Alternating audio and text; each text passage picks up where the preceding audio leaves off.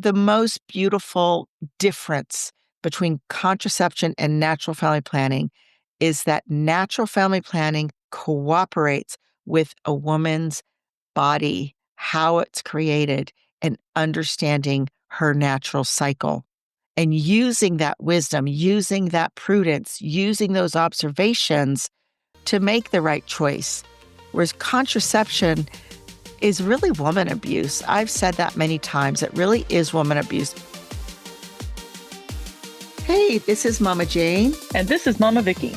Welcome to the Cycles and Sanctity podcast. I'm a Billings ovulation method instructor and a certified Catholic mindset coach. And I'm a labor and delivery nurse, an IBCLC, and a La Leche League leader.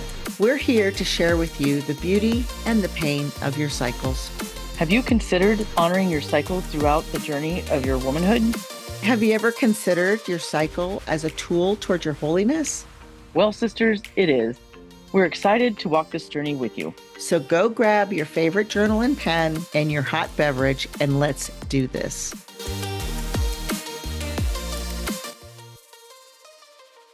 Welcome back, Catholic Divas, to the Cycles and Sanctity podcast. And we are so excited. I'm excited at any rate about this whole month because as a NFP promoter for many years and then becoming an NFP instructor, this is just my jam. I've been asked many times, like, if you could talk about something forever, even when you're sick, even when you're tired, even when you're hungry, I always go back to NFP. So this week, we are going to be talking about this idea of, is NFP Catholic contraception? It's been told to me many times, and we're going to kind of answer that question, and because it's simpler and deeper than you might think. Welcome, Mama Vicky. Hey there, Mama Jane.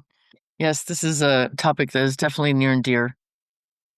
And I just highly encourage, if you're a wife listening to this, and you can convince your husband to listen to this, I 10 out of 10 recommend, because natural family planning is a joint effort. It takes you both. Two to tango. Yes. And when both of you can understand what you're tackling and get on the same page, that makes this delicate topic easier. Yeah, absolutely. We've been talking about marriage. We've been talking about unions. We talked about before about how the Catechism talks about, because of original sin, the two disorders that are in a marriage that we must fight all the time is lust and dominion. Mm-hmm. And natural family planning really helps, I have seen, like you always say, when used appropriately, because just like anything, we can use it disorderly. And that's what I really want to talk about is, how do we use NFP in a disordered manner, and so that it does start looking like Catholic contraception. Mm-hmm. But first of all, we have to distinguish what contraception is and what natural family planning is, or NFP. Mm-hmm. Contraception is intentionally rendering the sexual act infertile with some sort of outside source, either a pill, IUD, sterilization, condoms, or even what we call the pull-out method. It's morally, what's the word? Illicit. It is a mortal sin because it separates the love from the life. Right. And that is the whole premise of contraception. And again, the reason why really the last week of July is called National NFP Week, but I'm taking the whole month because we just have to continue talking about this. We just don't talk about it enough. Well, the thing is, in modern culture, in the secular world, many of you have experienced it. I mean, the baby's barely out of your body, and they're like, so what are you using for birth control? And if you say, oh, well, natural family planning, one, a lot of people don't understand. They're like, oh, the calendar method. And then two, they're like, oh, they call people that use NFP parents, ha ha ha ha. And it's honestly, it's disrespectful, because it is not validating a very sure way to plan your family. Yeah. And there's always a rumor, once you roll out with more than 3 kids, they're like, oh, are you Catholic or Mormon? Ha ha ha. And it is a misconception that Catholics have to have as many kids as your body can produce. Some families that works. And that is what the Lord is calling. But sometimes it doesn't, whether it's financial, whether it's health of the mother or the father, or maybe the health of other kids and their standards. I feel like contraception is just so, well, just take this, and then whenever you want to have kids, stop. And that doesn't include sterilization because that's permanent. And that is offered way too much, way too young, in my opinion. I mean, that's a very big, big decision. And anyway, I'm just happy you're here, Mama Jane, to promote, to encourage our listeners for natural family planning, because guys, it's hard, but the closeness that you will gain in your marriage by appropriately applying it to your marriage is priceless. Absolutely. And it's just one of those things that is a gift from the church. It Mhm. really is a gift from the church. Now, I'm really tempted to go history because, as Steve always says, you ask Jane what time it is, and not only is she going to tell you what time it is, she's going to tell you about the clock, and then she's going to tell you the history of the clock. I won't go there. We have had other podcasts, and maybe we will go there another episode, because it is important for us to understand the beginning of the end. The whole concept of contraception, and this is what I fight all the time with many people, the whole mindset of contraception is that our bodies are bad, that we have to suppress a healthy organ or healthy system, the reproductive system, in order not for it to function well. When I explain it like that, people are like, "What?" Because we just accept contraception. I mean, I can't tell you, and you and I have talked about this so many times about how women, young teenagers, they go in for acne, and the first response from the medical professional is go on contraception. Mhm. Or even we've been talking about our midlife women, right? In that you're having hot flashes or you're having heavy bleeding. Oh, well, go on contraception. And it's like, why is contraception the end all be all? Well, I have to put this out there for the secular world. We're talking about natural family planning. We really are talking to our married Catholic couples. And this is not to exclude anyone, because as Mama and Jane and I have said on every podcast, if we can get it in, the Lord always wants you to come back whenever that is. So Mhm. if you've been on contraception, there is a way back. There's a way back. But who we're addressing is married couples, not the single girl or the single guy out doing whatever young people do when they're not practicing the faith at the time. So just remember, this is directed towards that and natural family planning.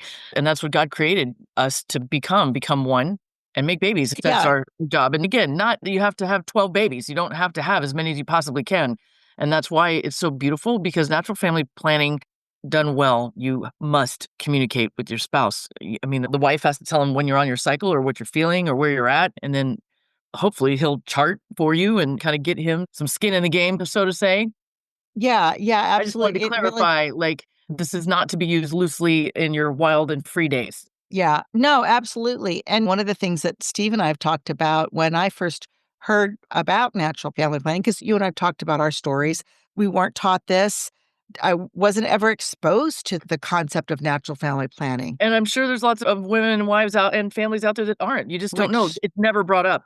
that's one of the reasons why we're doing this podcast, because if I could just shout on the rooftops what it is and what it's not. And so it's not contraception.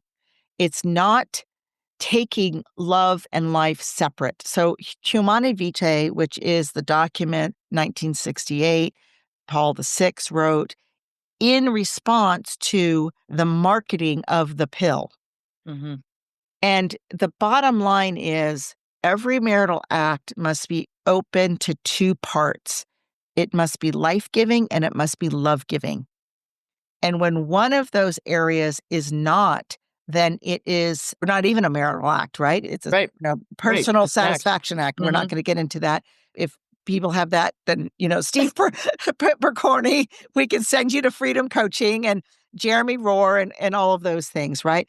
But the beautiful thing about natural family planning as opposed to contraception is that while you may use natural family planning to wait for children or to don't really like the word avoid children, but not have the child at that moment. Mhm. Like you said, it brings the couple together to have that conversation. each and every month, we've got to look at the other and say, are we open to another child this month? And Yes. the beautiful thing about that is it could change as the month goes closer to the ovulatory phase. Whereas contraception, many times a woman gets on a pill and the conversation never happens like, oh, we're going to have a baby in 3 years. And yet in year 1.5, she feels called to have a baby. But how does she start that conversation with him when they've already had the conversation that it's going to be 3 years?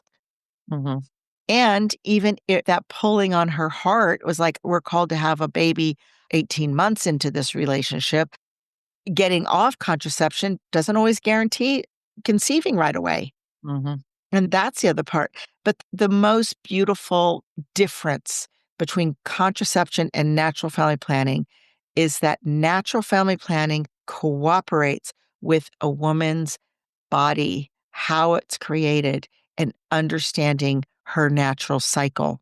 And using that wisdom, using that prudence, using those observations to make the right choice. Whereas contraception is really woman abuse. I've said that many times. It really is woman abuse because who in their right mind would develop some sort of drug or some sort of mechanism that would suppress a healthy heart so that it wouldn't pump the blood throughout the body? Like that's what contraception does if we really think about what the purpose of it is. And again, guys, we're talking about married couples here. And we know that we're all, unfortunately, humans are selfish and sinful. And lust is something that everybody has to fight. A lot of times it's painted that it's only the men out there fighting, but women are susceptible too. And just real quick, we heard that from Steve in that episode a few weeks ago that there are more women. He actually hired 2 women coaches because women are being attracted to pornography. We kind of always associated pornography with a men issue, and now Mhm. it's becoming a women's issue. Although, like you said, novellas and the romance novels Right. probably were always soft porn for us. Well, and again, this conversation is not a condemning conversation that we're having. This is a conversation to let people know what NFP is and what it is not, and how NFP can enhance your faith and your walk with God. Yes, So I just exactly. wanted to be really clear. We're not condemning anybody. We're not judging anybody. And sometimes NFP, like if you find another couple that does natural family planning, or there's a couple groups out there, Facebook, whatever, that support it, but not the intention might be different than a Catholic mindset. Yes, and that's really what we want to talk about is the mindset. Mhm. That's the slippery slope of how natural family planning can become Catholic contraception because of the Mhm. mindset. And I've even spoken to that with instructors. Sometimes the way the information is presented in order to chart and to follow the rules, it's to avoid a pregnancy. And then at the end, it's like, oh, and by the way, if you want to get pregnant, these are the things. And I'm like, that's kind of opposite. But Mhm. again, it's to show that God has created a perfect way to determine whether this is the right time to have a baby or not. Again, it's the free will, it's the gift of prudence, it's the gift of wisdom, understanding, counsel. Like you said, it's the gift of communication with the Mhm. couple. Well, the other thing, families, if you come together in the marital act, you are open to children by definition, whether you Yes. do it in maritally or unmaritally. If you engage in the act of intercourse, that you may not think you're open to life, but the act itself is always open to life because if God wills it, then there will be a way. Well, So, because that's the purpose of the right, organs. exactly. That's going back to the beginning of like it's called the reproductive system because the purpose of the reproductive system is to reproduce, to Hmm. generate. And that is the beauty and that what's the Catholic Church teaches is that is a gift unto a married couple. It is, and that's why I was hoping you touch on that mindset of when couples are using NFP prayerfully, they are open to life, even if you're postponing children at that time, if that makes sense. Mhm. Because Yeah. it could be a day off. I mean, here's the thing, maybe you miscalculated a sign or it's not infallible, nothing's infallible. Yeah. So Mhm. it's just a way to come together and it makes you vulnerable. But once you can be vulnerable with your spouse and you're safe, then you can go a little deeper. And here's the other aspect of it that I love about natural family planning is it leans in on your relationship with the Lord. It's Mhm. that three-ply Yes. cord. And years ago, when I first began teaching, I had a couple. She came to me.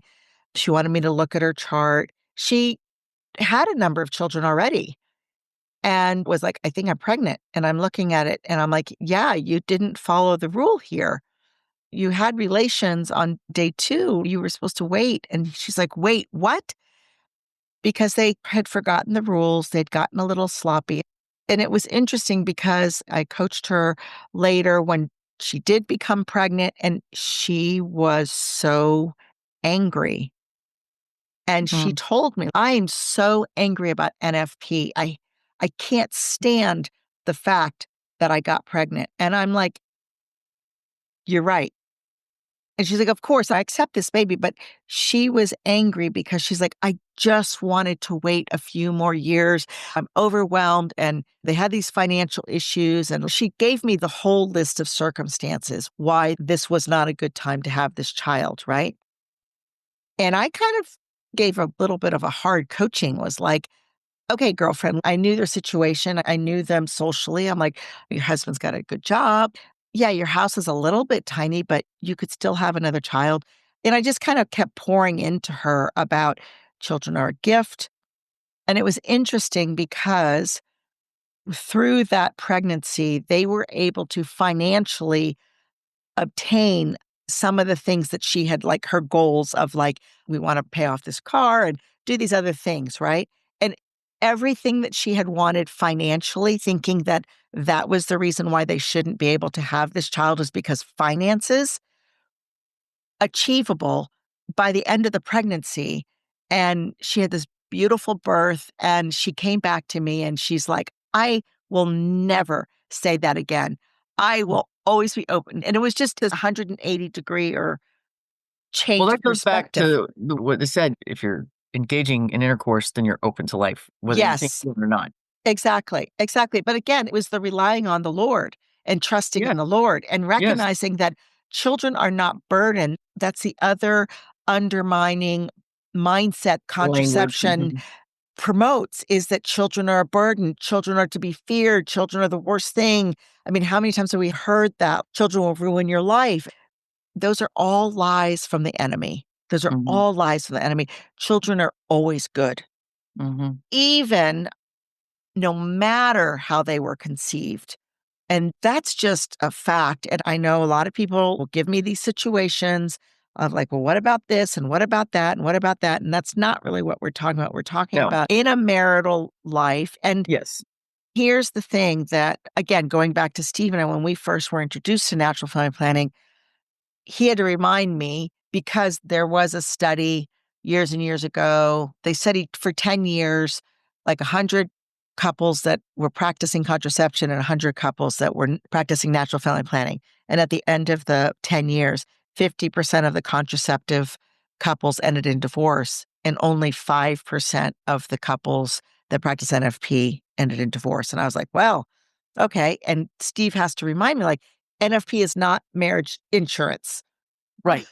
No, And it isn't, but it you need all the tools you can get in a marriage because marriage is really hard. it is. And here's the other thing that Steve reminded me of.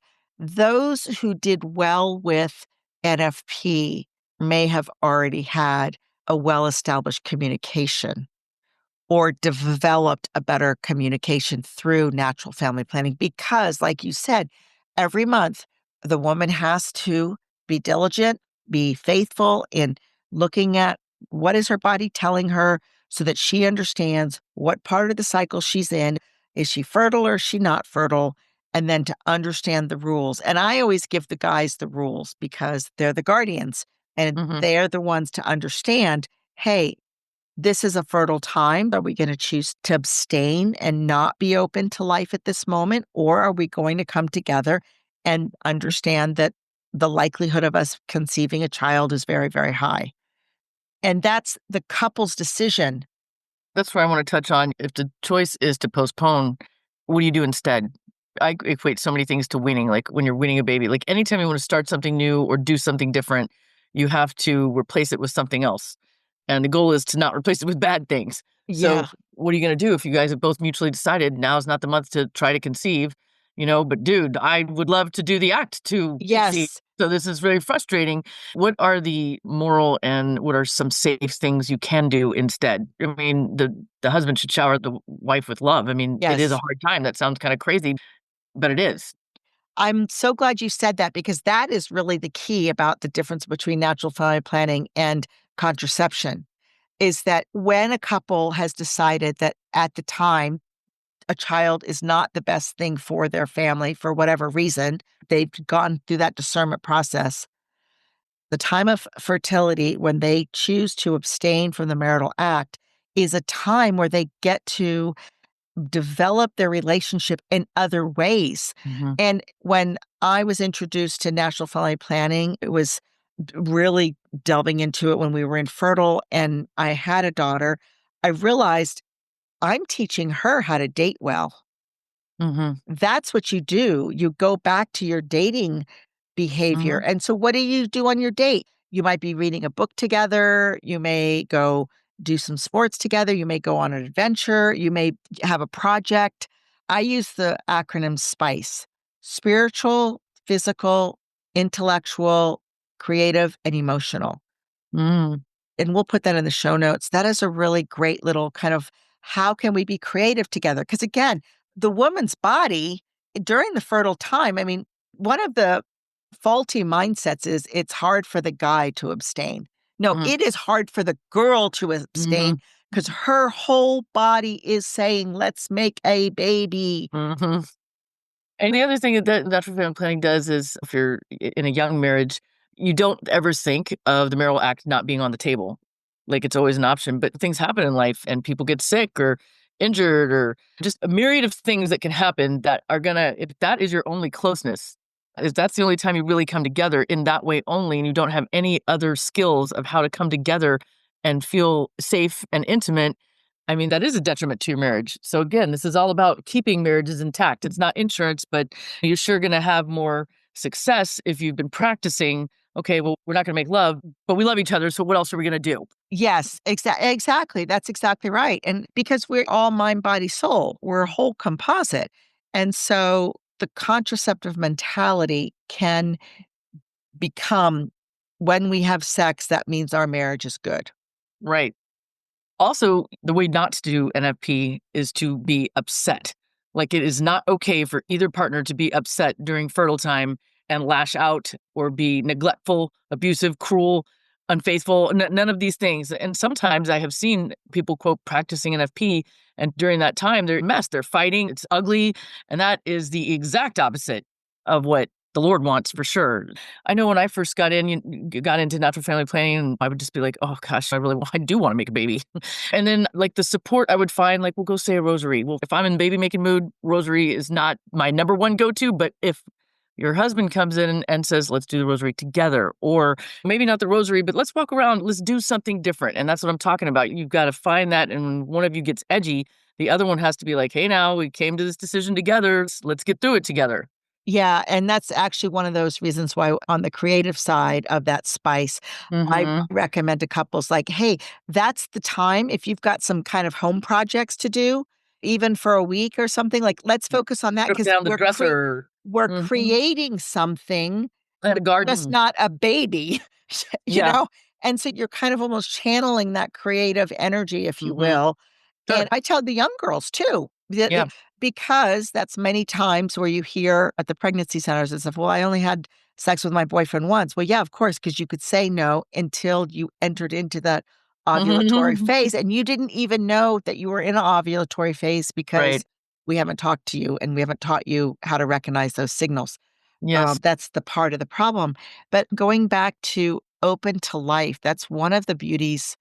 Yeah, we get that joke, right? Like if you have more than three, oh, you must be Catholic or you must be Mormon, right?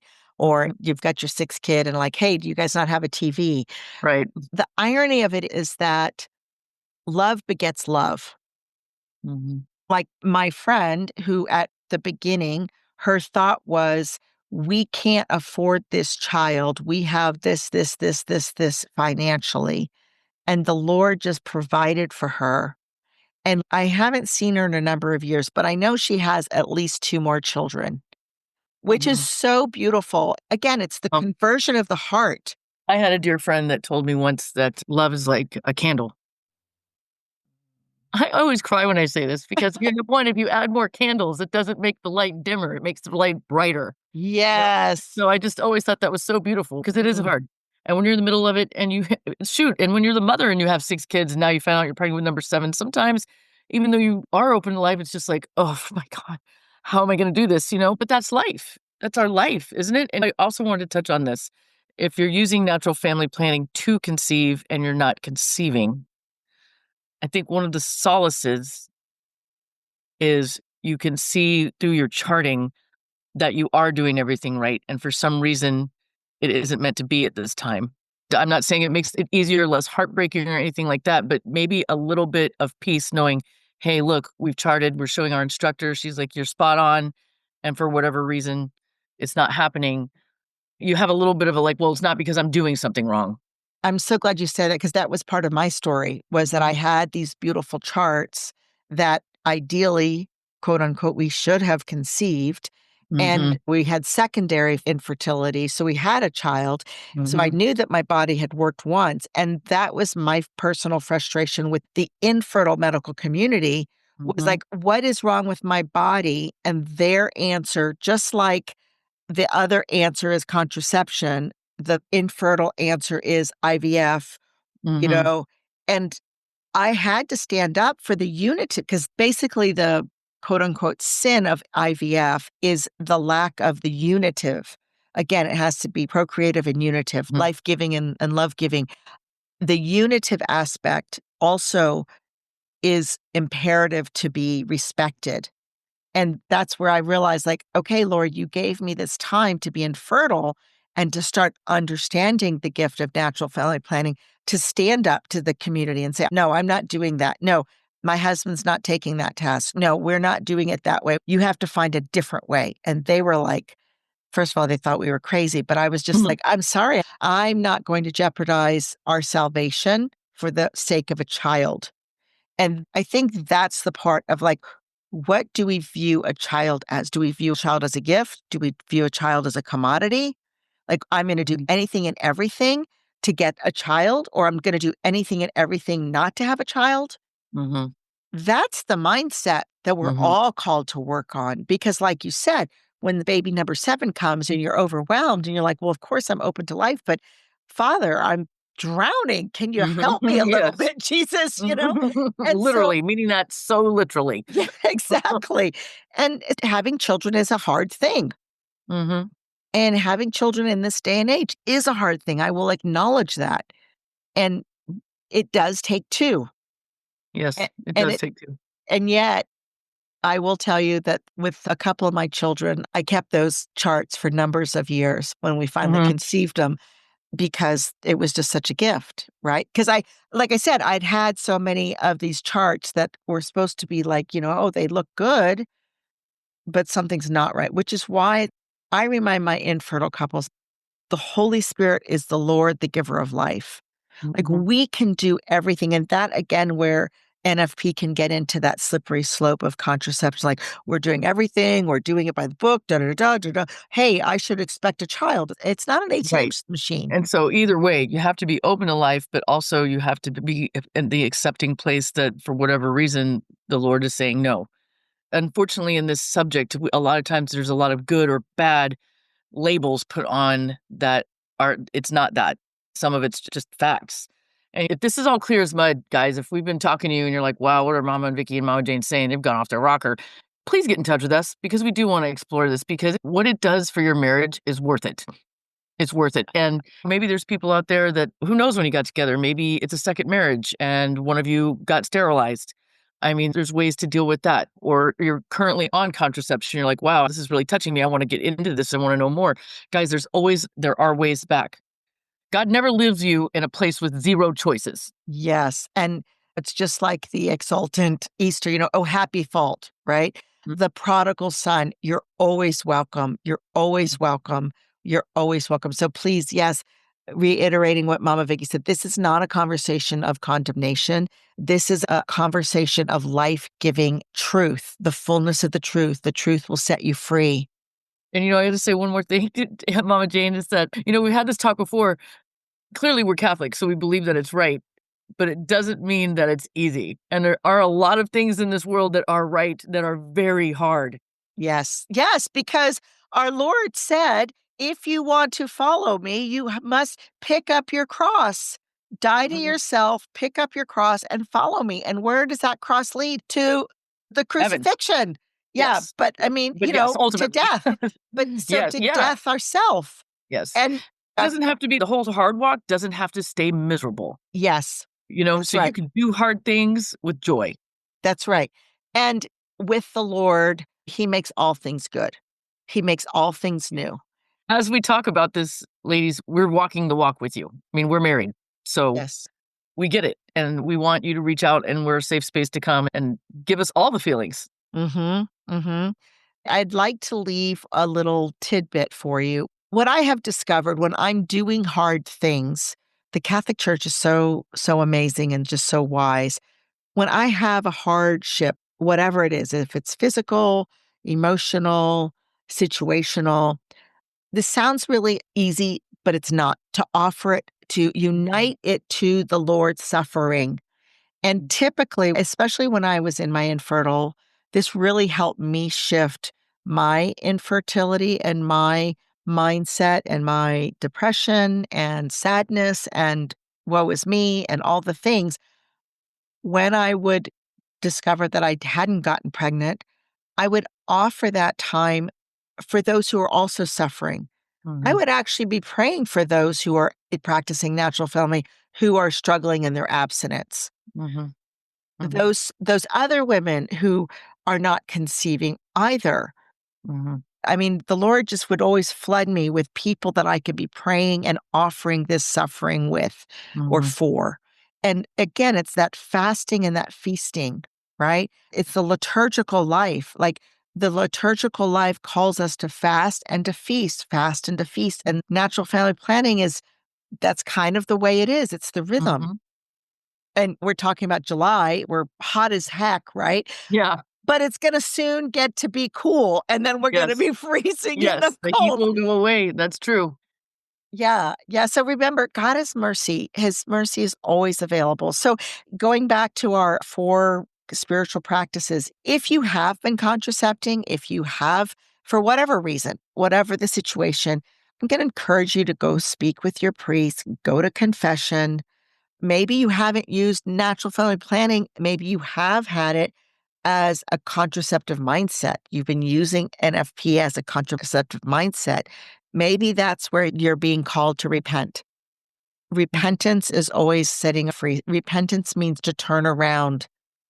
In your parish, I mean, priests are human too, so if you don't get the exact answer, your priest might be like, "Oh, hey, that's not my forte, but here's so and so's name. Please don't just give up at the first turn because it's a tough subject. It's a tough Mhm, subject." mhm. But I just want healthy relationships for all of our mamas, and although NFP has its challenges, but marriage does. Like, you can't get out of marriage without challenges, so, Yeah, like, the more to the right and the more you involve God, the better it's going to be. yeah. I mean, it's just like going to the gym. Yeah. Picking up that 20-pound weight is kind of hard, Mhm. but the fruit of it is strong muscles, Mhm. stronger bones for us women who need to build those That's muscles and right. those Mhm. bones, right? So, yeah, the great thing about NFP, again, it's not Catholic contraception. It's a path to love, to trust, and to be sanctified, Mhm. to grow in holiness, which is what our whole podcast is all Yes. about. So, before we close, I do have a journal question, and we'll put that in the show notes as well. We're really encouraging our listeners to journal about these topics. So the journal question is, what is the intention behind our use of natural family planning? And how is God inviting us to trust him more? Mhm. It's a great question to also give to your husband. Yeah, it is, and that's a great door opener. If this is a hard topic for you guys, this is a great and if you can't even say it, you can write it down, leave it on a note. Food for thought. Yeah. Yes, that's beautiful. Because husbands like notes too.